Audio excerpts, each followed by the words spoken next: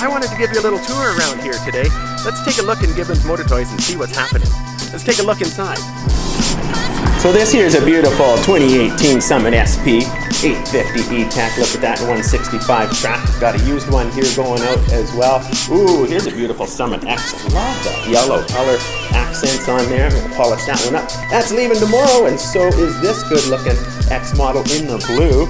Doesn't that look nice, eh? Here's these two nice Summit SPs here. 165 track, 3-inch paddle. These are going out tomorrow.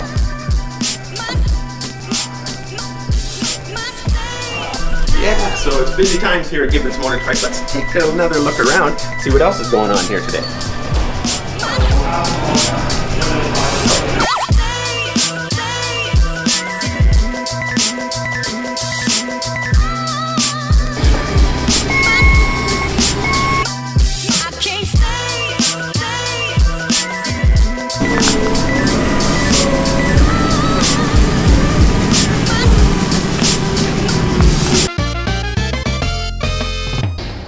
It's Justin from Gibbons Motor Toys here.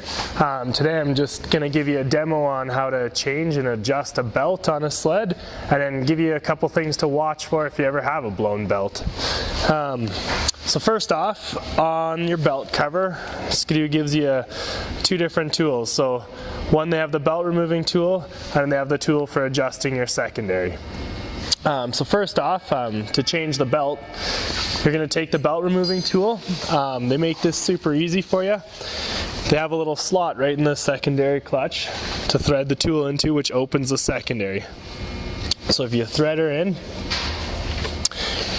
if you watch, the belt level is going to slowly drop as you thread that in there. And then, hence giving it more slack in the belt so you can take it off and on easily. So if you crank her in there, drop the belt about an inch or so, then the belt will actually just lift right off the secondary and pop right off. So then you can take the belt off, obviously change out, throw your new belt on. Pay attention to the direction on the belt, so you always want it going counterclockwise, the same rotation as the primary. So something to watch for when you change it. Then basically going back on, you'll slide it back over the secondary and it'll pop back in. Then you can spin the tool back out.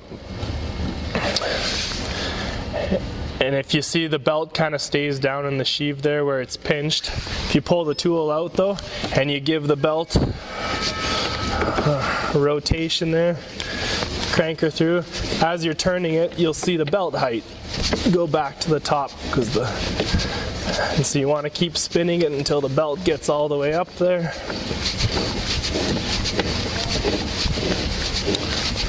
Now you can see the belt slowly riding up and getting back to the same height that it was at before. So it's not a necessity to get it all the way up, but it just then you don't start it up and the belt won't slip. It'll grab right away and it won't have to ride back out on the secondary.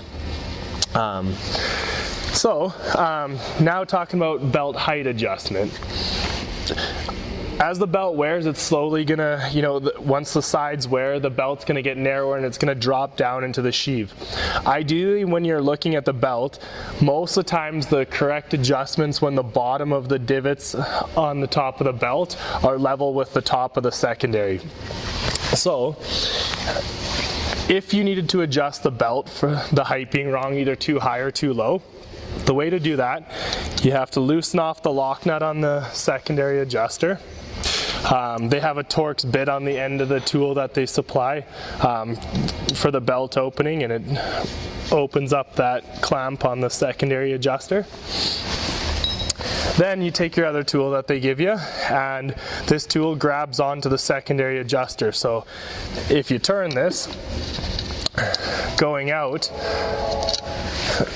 that'll raise the belt if it was too low. So now if you watch, when you turn this more, the belt's actually riding up higher than the sheave now. So it's lifting up and the adjuster's allowing the belt to keep riding up higher and higher. See, if you can kind of see there, if you look, it's at the level of the cord inside the belt.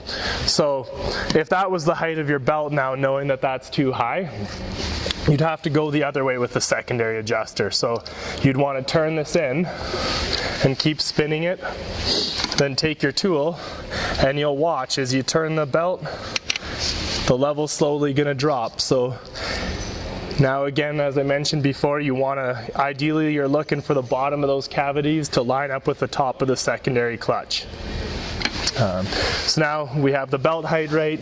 You want to make sure that you take your tool, tighten up the lock nut again.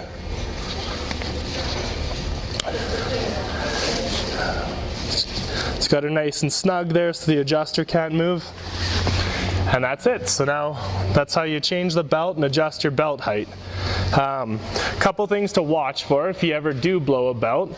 A lot of the time, sometimes the cords can go in behind the primary clutch, get jammed in the back, and then one of two things: it can either just, you know, get strapped around there and whip the belt cords around, or wreck the PTO crankshaft seal behind it.